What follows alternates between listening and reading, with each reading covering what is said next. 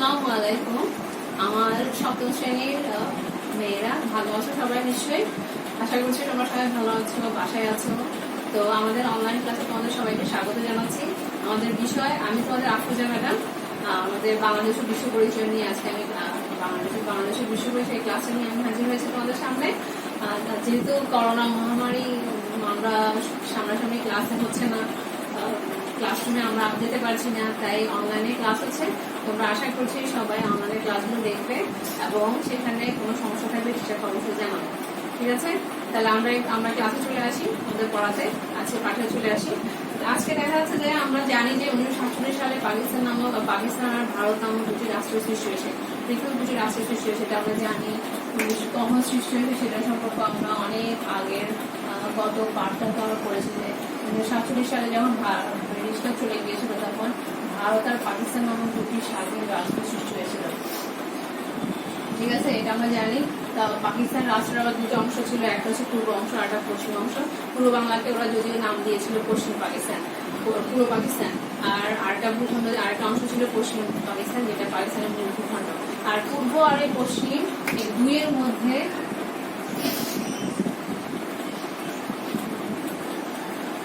পূর্ব আর পশ্চিম এই দুইয়ের মধ্যকার ব্যবধান ছিল কত জানো? 1200 মাইলের ব্যবধান। 1200 মাইলের ব্যবধান ছিল। এত ব্যাপক আকারের ব্যবধান ছিল ওদের সাথে আমাদের, মানে পূর্ব অংশ আর পশ্চিম অংশের মধ্যে। তারপর আরো কিছু বিষয় বলা দরকার তোমাদের, যে ওরা দেখা যাচ্ছে পাকিস্তান রাষ্ট্র যখনই সৃষ্টি হয়েছিল তখনই দেখা যাচ্ছে যে ওদের সাথে আমাদের সম্পর্কটা ছিল এই ধরনের টাইপের যে ওরা হচ্ছে শোষক, আমরা হচ্ছি শোষিত। এরা ছিল শোষক আর আমরা হচ্ছি শোষিত। ওরা আমাদের উপর সবসময় ডমিনেট করতো, আমাদেরকে সেটা মেনে নেওয়ার জন্য মানিয়ে চলেছে সবসময় চেষ্টা করতে। আর এই জন্য দেখা যাচ্ছে আমরা সবসময় ওদের বিরুদ্ধে প্রতিবাদ করার চেষ্টা করেছি সবসময়। কিন্তু এই দুটো শ্রেণী দেখো, পূর্ব আর পশ্চিম পাকিস্তানের মাত্র পুরো পাকিস্তানের মধ্যে দুটি শ্রেণী ছিল, সেটা হচ্ছে একটা ছিল শোষক আর একটা ছিল শোষিত। পশ্চিম পাকিস্তানি এরা ছিল শোষক, আর আমরা পূর্ব পাকিস্তানে এদের আমাদের প্রতি ওরা যেহেতু বিভিন্নভাবে ডোমিনেট করার চেষ্টা করতো, সেই জন্য দেখা বিভিন্নভাবে বৈষম্য সৃষ্টি করতো। এই জন্য দেখা যাচ্ছে যে আমরা ছিলাম ওদের কাছে শোষিত। ঠিক আছে, শোষিত, শোষক আর শোষিত এই মূলত এই দুটি শ্রেণী ছিল। ওরা আমাদেরকে বিভিন্ন ভাবে শোষণ করতো, বিভিন্ন ভাবে বৈষম্য সৃষ্টি করতো আমাদের উপর। যেমন দেখা যাচ্ছে রাজনৈতিক ভাবে, প্রশাসনিক ক্ষেত্রে, সামরিক ক্ষেত্রে, কোন কোন ক্ষেত্রে ওরা আমাদেরকে বৈষম্য সৃষ্টি করার চেষ্টা করেছে। বিভিন্ন ভাবে ওরা আমাদের উপর বৈষম্য সৃষ্টি করেছিল। রাজনৈতিক, প্রশাসনিক, তারপরে আমরা দেখতে পাই সামরিক, তারপর আমরা দেখি সাংস্কৃতিক। সবচেয়ে বেশি ইম্পর্টেন্ট যেটা ছিল, ওরা যেটা সবচেয়ে বেশি আমাদের উপর চাপিয়ে দিয়েছিল সেটা হচ্ছে অর্থনৈতিক বৈষম্য। এই বৈষম্যগুলো আমরা দেখতাম পাকিস্তান জন্মের পর থেকে আমরা সাধারণত এগুলো শিকার হয়েছিল, এই বৈষম্যগুলো শিকার হয়েছিল। প্রথমে আসি রাজনৈতিক বৈষম্য। রাজনৈতিক বৈষম্যটা কিরকম দেখো, রাজনৈতিক বৈষম্য ওরা দেখো পাকিস্তান।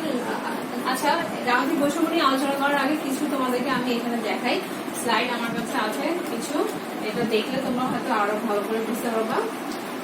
এইখানে দেখতে পাচ্ছ, দেখো একটা গরু দেখা যাচ্ছে এখানে। গরুটা কি হচ্ছে, খাচ্ছে কোথায়? বাংলাদেশের মানচিত্র আঁকা আছে, দেখতে পাচ্ছি গরুটা খাচ্ছে আমাদের বাংলাদেশে, মানে পূর্ব পাকিস্তানে আর পূর্ব বাংলায়। আর গরুটার দুধ দহন করা হচ্ছে কোথায়? পশ্চিম পাকিস্তানে। দেখো তো এই বিষয়টা দিয়ে কি বোঝানো হচ্ছে, পূর্ব পাকিস্তান আর পশ্চিম পাকিস্তানের মধ্যে যে বৈষম্য সেটা কিভাবে দেখো। মানে আমরা গরুকে ঘাস খাওয়াচ্ছি, মানে গরু বিভিন্ন আমরা উৎপাদন কাজের সাথে জড়িত। ঠিক আছে, কিন্তু উৎপাদন কাজ যখন হয়ে যায় সেটা ফলাফলটা ভোগ করছে কারা? পশ্চিম পাকিস্তানিরা। বিষয়টা হচ্ছে এরকম। তাহলে এটা আমাদের খুব বৈষম্য। তো দেখা যাচ্ছে দেখো, গরুকে আমরা লালন পালন করছি, একটা গরুকে ছোটবেলা থেকে বড় করছি, লালন পালন করছি, খাওয়াচ্ছি। এরপর দেখা যাচ্ছে যে দুধ দেওয়ার যখন সময় হয় তখন দুধটা নিয়ে যায় কারা? পশ্চিম পাকিস্তানিরা। আর ওদের পশ্চিম পাকিস্তানের উন্নয়নের কাজে সেগুলো ব্যয় করে। এটা বৈষম্য সৃষ্টি করছে ওরা আমাদের উপরে।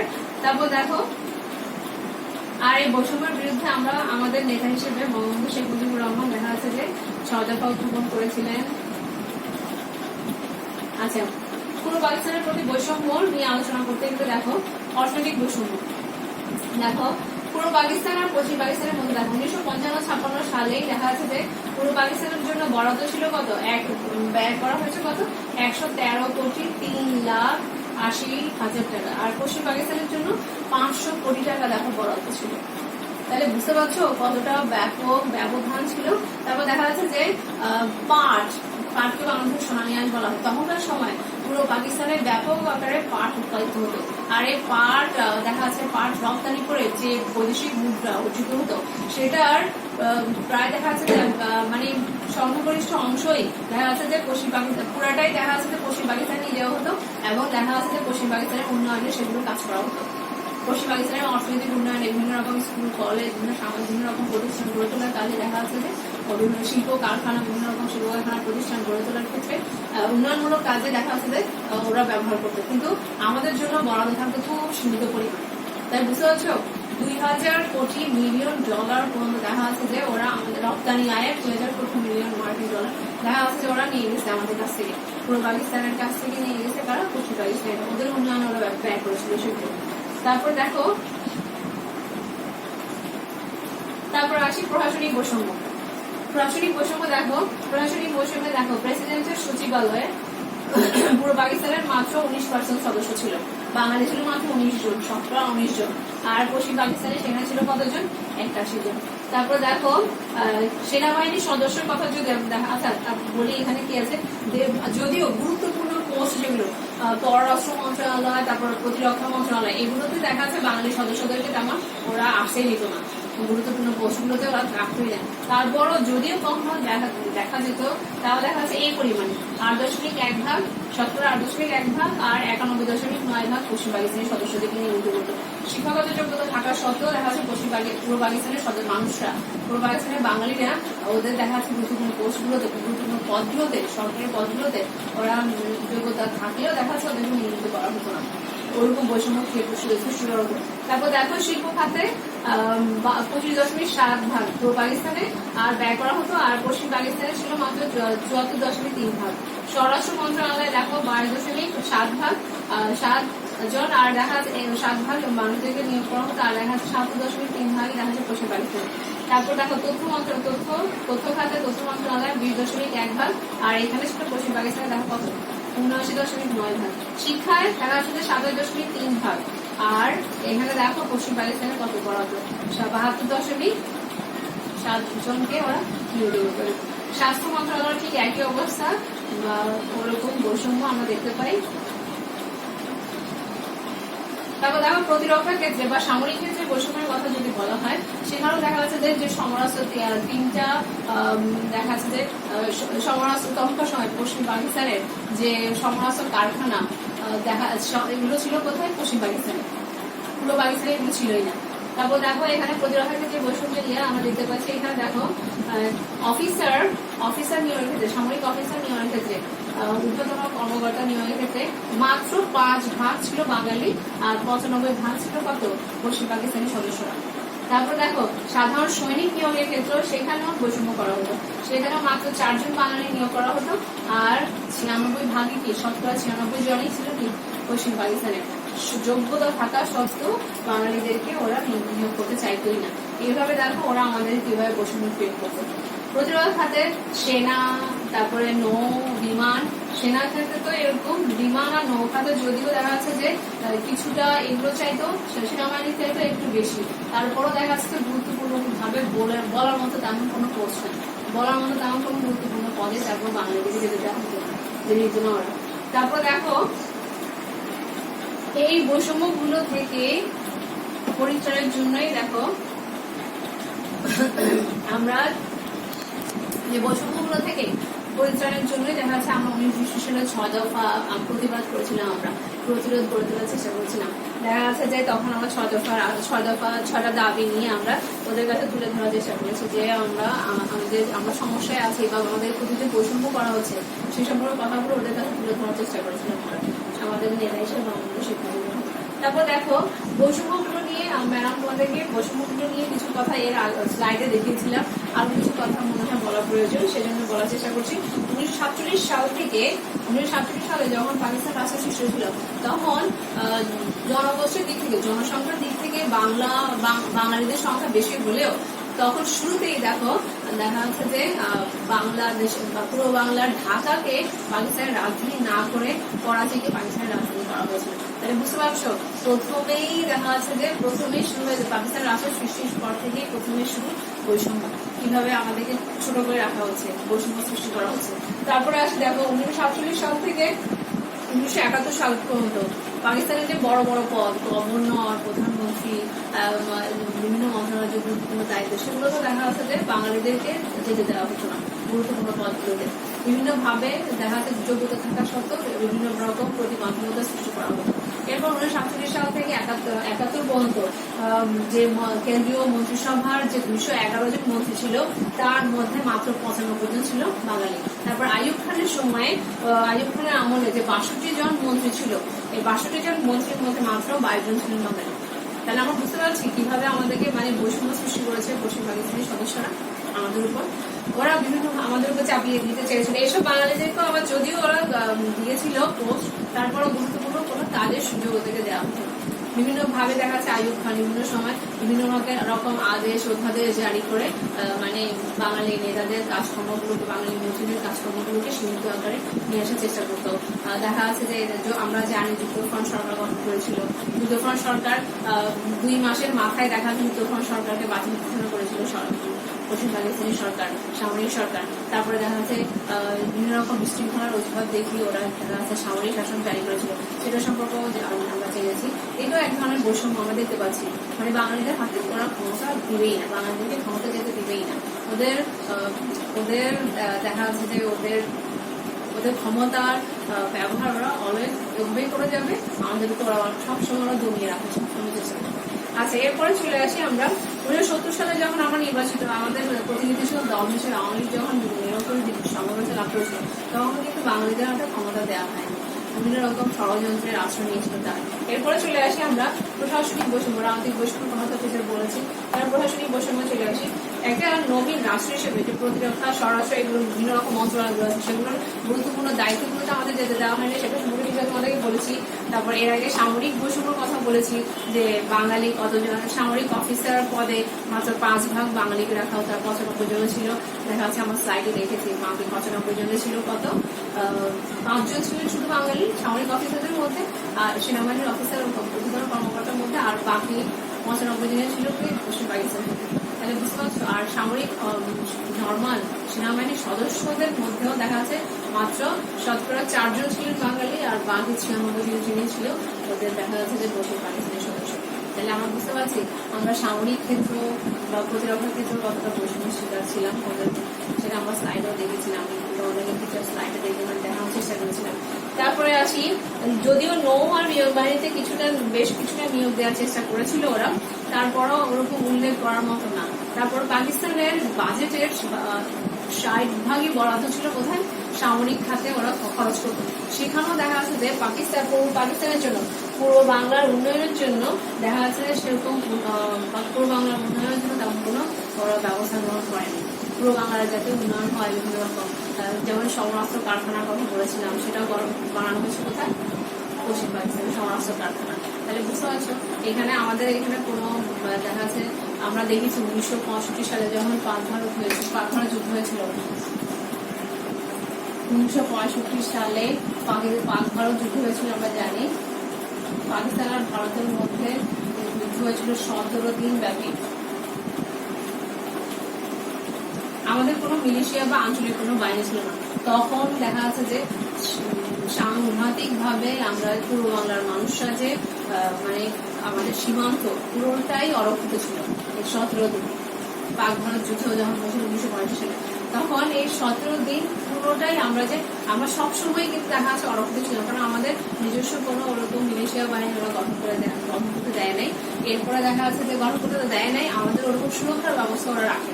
এই জন্য এটা দেখা যাচ্ছে যে ভালোভাবে আমাদের কাছে বেশি করে চোখে পড়েছে আমার তখন 1950 সালে আমরা যে কতটা অরক্ষিত।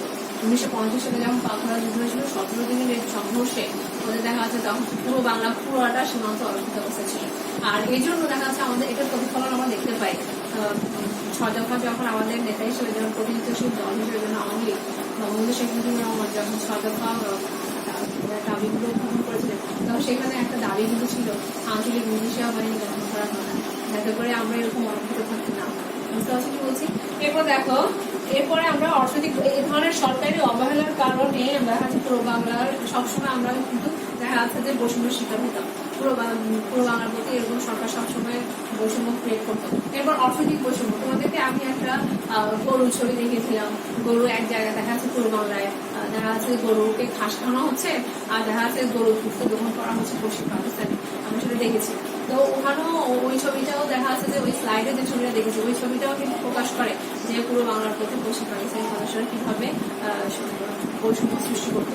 এটা আমাদের এক ধরনের অর্থনৈতিক বৈষম্য আমরা বলতে পারি, অর্থনৈতিক বৈষম্য বলা যায়। যেমন দেখা যাচ্ছে যে অর্থনৈতিক বৈষম্য আরো বিভিন্ন রকম দেখা যাচ্ছে যে বাজেটে বিভিন্ন রকম যে বরাদ্দগুলো থাকতো সেটা তো দেখা যাচ্ছে যে পুরো বাংলার জন্য ওরকম কোনো বরাদ্দ থাকতো না।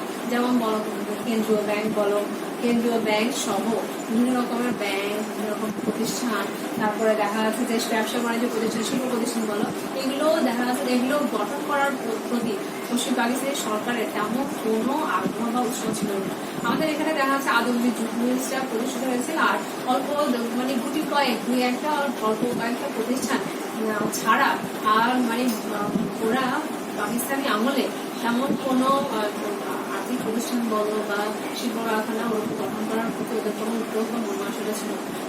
কারণ এগুলো গঠন করে তো দেখা যাচ্ছে পুরো বাংলার মানুষের আরোগ্যের ব্যবস্থা হবে, পুরো বাংলার মানুষের অর্থনৈতিক দিক থেকে উন্নত হতে সুযোগ পাবে। ঠিক আছে, তো বুঝতে পারছো তাহলে দেখা যাচ্ছে অর্থনৈতিক বৈষম্যটা কিরকম চরম আকার ধারণ করেছিল। এরপর দেখা যাচ্ছে আমাদের যে পাটের মাধ্যমে দেখা যাচ্ছে যে বৈদেশিক মুদ্রা যে অর্জিত হতো, এই বৈদেশিক মুদ্রা দেখা যাচ্ছে যে মানে সিংহভাগই দেখা যাচ্ছে যে ওরা ব্যয় করতে কোথায় পশ্চিম পাকিস্তানের উন্নয়নে, অথচ ঋণের ভাগ পুরোটাই কিন্তু আমাদের উপর ঋণের ভাগ পুরোটাই আমাদের উপর ফেলে দিত, ঋণের বোঝা আমাদের পুরো বাংলার উপর চাপিয়ে দিত। কিন্তু দেখা যাচ্ছে যে বৈদেশিক যে সাহায্যগুলো আসতো সেটাও দেখা যাচ্ছে যে অধিকাংশ অংশই দেখা যাচ্ছে যে পুরো পশ্চিম পাকিস্তানের জন্য রাখা হতো। যেমন দেখা যাচ্ছে যে বৈদেশিক যে মুদ্রা অর্জিত হতো সেটার মাত্র 21 ভাগ, আমরা আবার বলি মাত্র 21 ভাগ অর্থ শুধুমাত্র পূর্ব পাকিস্তানের উন্নয়নে ব্যয় করা হতো। আর দেখা যাচ্ছে যে বৈদেশিক সাহায্য যেটা আসতো সেটারও দেখা যাচ্ছে পাকিস্তানের জন্য যে বৈদেশিক সাহায্য আসতো সেটার মাত্র 34 ভাগ। আবার বলছি বৈদেশিক মুদ্রার মাত্র 21 ভাগ পুরো পাকিস্তানের জন্য বরাদ্দ রাখা হতো, আর বাকিটা কোথায় পশ্চিম পাকিস্তানের উন্নয়ন। তারপর দেখা যাচ্ছে যে এরপর বৈদেশিক সাহায্য যেটা আসতো এটা হচ্ছে বৈদেশিক মুদ্রা। বৈদেশিক মুদ্রা অর্জনে কিন্তু বেশি ভূমিকা পালন করতো কে? পুরো বাংলা। কিন্তু উন্নয়ন হতো কার? পশ্চিম পাকিস্তানের।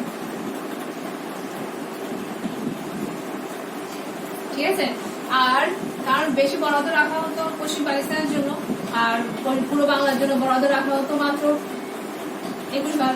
ঠিক আছে, আর দেখা হচ্ছে যে বৈদেশিক যে সাহায্য পেত পশ্চিম পাকিস্তান তখনকার সময় পাকিস্তান সরকার পাকিস্তানের উন্নয়নে ওইটারও মাত্র 34 ভাগ বরাদ্দ থাকতো পুরো বাংলার জন্য, আর বাকিটা পুরোটা পশ্চিম পাকিস্তান পুরোটাই পশ্চিম পাকিস্তানের জন্য থেকে যেত। তাহলে বুঝতে পারছো যে মানে বাংলাকে ওরা কতটা দেখা, কিন্তু ঋণের বোঝা কিন্তু পুরোটাই পুরো বাংলার মানুষের উপর চাপিয়ে দিত না। তাহলে বোঝা যাচ্ছে যে আমাদের অর্থনৈতিক উন্নয়ন ওরা কোনো রকম মানে কোনো রকম উদ্যোগ বা ওরকম ইচ্ছা ওদের ছিল না আমাদেরকে উন্নত করার জন্য। মানে ওরা শুধুমাত্র আমাদের বৈষম্য সৃষ্টি করতো আর আমাদের এখান থেকে সম্পদ ওরা কি করতো ওদের ওখানে নিয়ে যে ওদের ওখানে শিল্প কারখানা ওদের পশ্চিম পাকিস্তানের উন্নয়ন ওরা কাজ করতো। এরপর দেখো এই জন্য পাকিস্তানি আমলের দেখা যাচ্ছে যে রপ্তানি আয় যে $2000 বিলিয়ন সেটা পুরোটাই পুরো পাকিস্তান থেকে পশ্চিম পাকিস্তানে পাচার হয়েছিল। এই যে অর্থ পাচার হতো এই জন্য দেখা যাচ্ছে আমরা প্রতিফলন দেখতে পাই 6 দফা দাবিতে ওখানে দেখা যাচ্ছে একটা দাবি রেখা হয়েছিল যে যাতে করে এক অঞ্চলের অর্থ অন্য অঞ্চলে কোনোভাবে পাচার করতে দেওয়া যায়, এক অঞ্চলের মুদ্রা অন্য অঞ্চলে কোনোভাবে পাচার করতে দেওয়া যায়। বুঝতে পারছো? আচ্ছা, তাহলে দেখো এইভাবে করে দেখা যাচ্ছে পুরো পাকিস্তানের প্রতি পশ্চিম পাকিস্তান বৈষম্য সৃষ্টি হতো। এরপর আসি সাংস্কৃতিক বৈষম্য। সাংস্কৃতিক বৈষম্যের কথা তো এটা আমরা 52 সালে দেখেছি, যখন পাকিস্তান রাষ্ট্র সৃষ্টি হয়েছিল। 1948 সালেই পাকিস্তান রাষ্ট্র 47 সালে সৃষ্টি হয়েছে আমরা দেখেছি। এই এক বছর না যেতেই 1948 সালে দেখা যাচ্ছে যে বাংলার উপর উর্দুকে রাষ্ট্রভাষা হিসেবে চাপিয়ে দেওয়ার চেষ্টা করেছিল।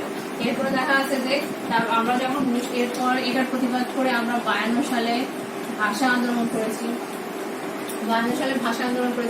ভাষা আন্দোলনের মধ্যে দিয়ে দেখা যাচ্ছে আমরা যদিও আমাদের ভাষা হিসেবে বাংলাকে রক্ষা করার চেষ্টা করেছি, যদিও পুরো পাকিস্তানি শাসন গোষ্ঠী বাংলাকে দেখা যাচ্ছে উর্দুর পাশাপাশি দ্বিতীয় ভাষা হিসেবে বাংলাকে পাকিস্তানের রাষ্ট্রভাষা করার জন্য যদিও ওরা মানে কোনো রকম কি বলবো প্রয়াস নিয়েছিল, তারপরও ওদের ষড়যন্ত্র কিন্তু কোনো রকম থামে থাকেনি। ওরা এরপরও বিভিন্ন রকম ষড়যন্ত্র চালিয়ে যাচ্ছিল। যেমন দেখা যাচ্ছে যে ওরা উর্দু হরফে বা আরবি হরফে ওরা বাংলা লেখা আরো অপপ্রয়াস চালিয়েছিল। তারপরে বাংলা নাটক, গান, তারপরে রবীন্দ্রসঙ্গীত, এইগুলো দেখা যাচ্ছে যে প্রচারের ক্ষেত্রে দেখা যাচ্ছে না আরো বিভিন্ন কিছু আরোপ করবো। রবীন্দ্রসঙ্গীত প্রচার করাই যেত না, বুঝতে পারছি কি বলছি? এই ধরনের সাংস্কৃতিক বৈষম্যের শিকার আমরা হয়েছিলাম। আচ্ছা, যাই হোক, আমরা এইসব বৈষম্যগুলো সম্পর্কে পাকিস্তান সরকার আমাদের উপর কি ধরনের বৈষম্য সৃষ্টি করেছিল একটু সম্পর্কে আমরা বলছি আজকে। তো তাহলে আজকে আমরা চলে আসি মেয়েরা, এই আলোচনার পর আমরা একটু বাড়ির কাছে সম্পর্কে লিখে ফেলি। বাড়ির কাজ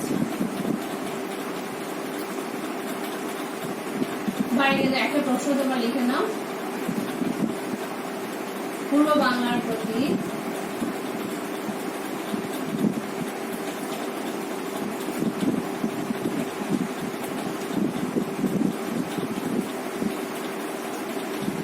পাকিস্তানের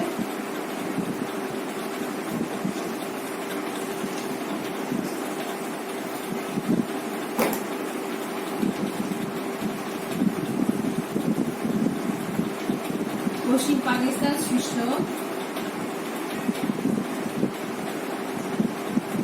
বৈষম্য